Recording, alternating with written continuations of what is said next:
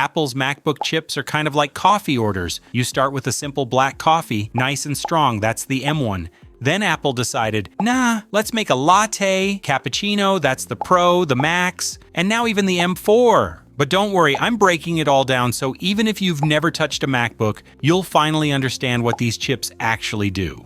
Okay, let's start with the first chip, the M1. The M1 was Apple's first step away from Intel, and honestly, it shocked the entire tech world.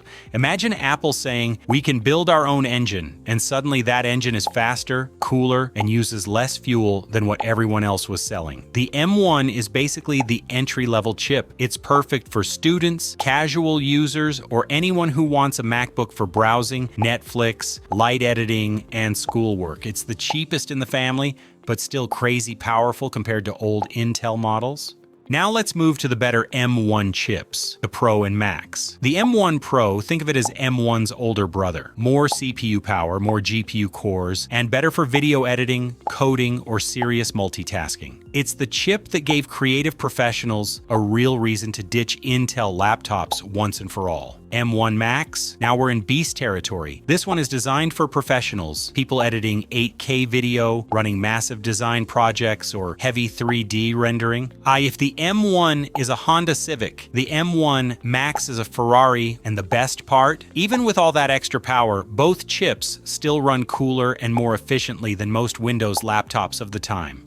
Now let's move up a notch, the M2. The M2 is the direct sequel. It's about 18% faster than the M1, more efficient, and supports higher memory. For most people, M2 feels like Apple took the M1 and said, cool, let's polish it up a bit. Perfect if you skipped M1 and want something fresh. It also brought a slightly better GPU, which means smoother gaming and graphics performance. The M2 can also handle up to 24 gigabytes of memory, which is a big leap for multitaskers. In short, it's the M1, but with more breathing room for heavier everyday tasks.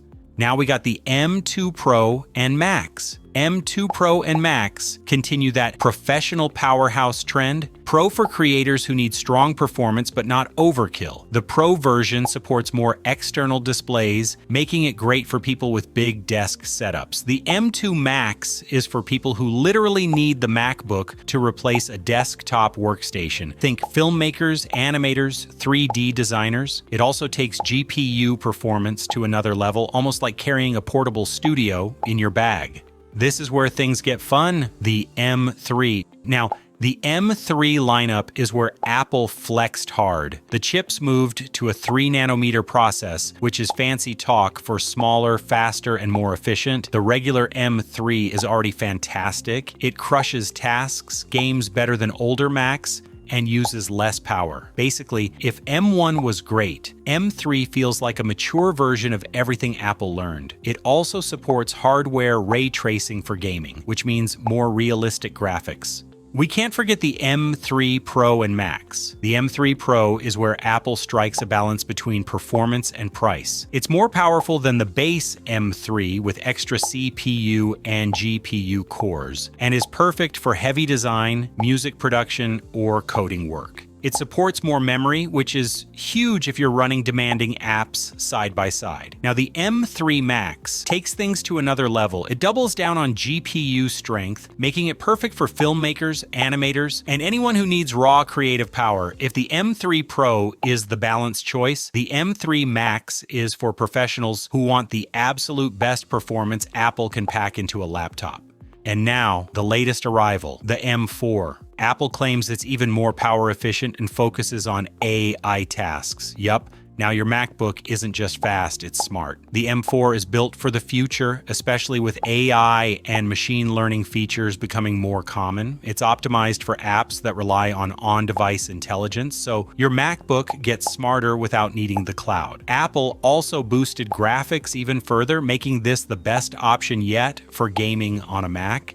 And finally, the M4 Pro and Max. These are essentially Apple saying, let's give professionals everything they'll ever need. If you're building Hollywood-level projects, working with massive data sets, or developing advanced apps, this is the chip for you. Everyone else, save your money. The M4 Pro balances incredible performance with practicality. It's strong, but not over the top. It offers more CPU and GPU cores than the base M4, giving creators and professionals plenty of headroom. You can comfortably run multiple heavy apps, external monitors, and still get fantastic battery life.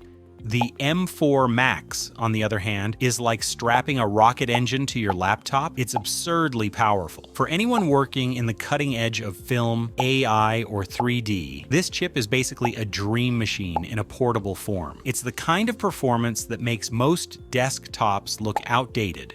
Thanks for watching. If this helped you, hit that like button before your current laptop overheats. Subscribe for more easy tech breakdowns, and remember, Apple may keep releasing chips, but at least now you actually know what they mean.